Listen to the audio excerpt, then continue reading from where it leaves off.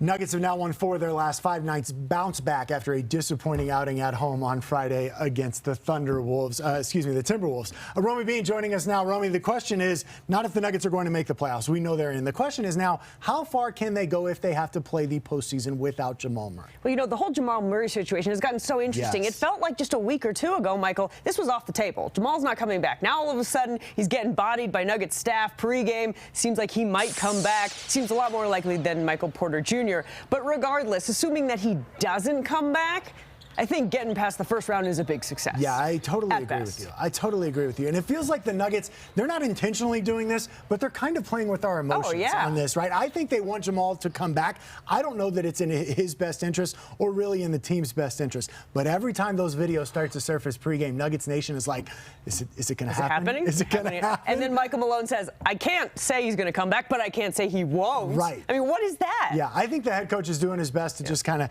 not put any pressure on Jamal to come back, because if he says Jamal's ready to come back, we're just waiting on him, then all the pressure goes on Jamal. Now with just a couple games left in the regular season, I don't know that you want to bring him back coming off an ACL injury right into the thick of the playoffs. And the Nuggets currently sitting at the 5 seed, a half game above the Utah Jazz. Utah still has a game to play, though, and that's going to be important, because if they finish with the same record, then Utah has the tiebreaker. They go up to 5, Nuggets go to 6.